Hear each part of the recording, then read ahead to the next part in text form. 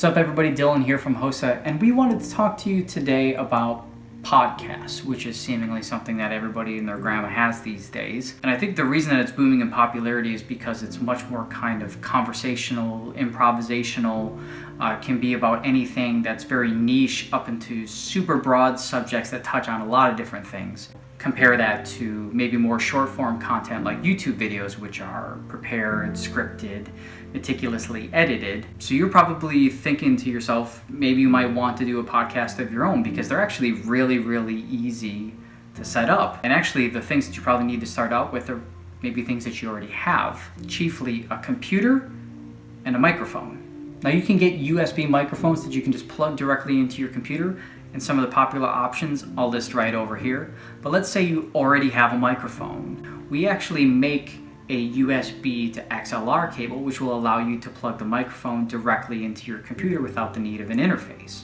Now do bear in mind that a limitation of this solution is that the AD converters are really small, so sometimes you will notice certain things like latency or perhaps pick up some extra noise. Now the next thing that you're going to need is a DAW, and some free or affordable options I'll put right here for you as well. Now DAW stands for Digital Audio Workstation, which is going to allow you to both record audio into as well as process any audio should you say need to add a noise gate or add any compression to the vocals. Now let's say you switch to a multiple mic setup because you have a guest or let's say another co-host. We definitely suggest investing into an audio interface because you get multiple mic inputs as well as multiple headphone outputs. Some very affordable audio interfaces and popular ones I'll put in the list right over here for you as well.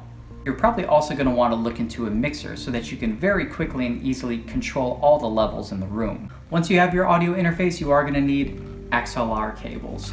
Now we do suggest starting out with at least our Pro series, considering it offers a number of upgrades and advantages over our standard range. Though with our Edge series, it does offer you the best signal to noise ratio. Now let's say you have your microphone set up at a distance from your audio interface. Problem you're probably going to run into is that the cables on headphones tend to be pretty short, so you probably want to look into getting yourself some headphone extension cables. As your setup progresses, you're probably going to want to look into a number of microphone accessories, including stands, or one like this desktop mount, microphone arms, or shock mounts.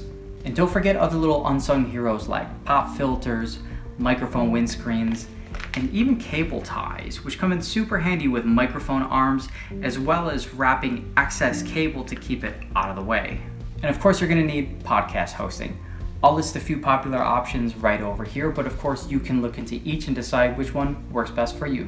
So upon just the gear to get you started, also bear in mind that a lot of preparation goes into making a really good podcast as well. So we've included a link down below that we think is really helpful on some tips about being a good podcast host.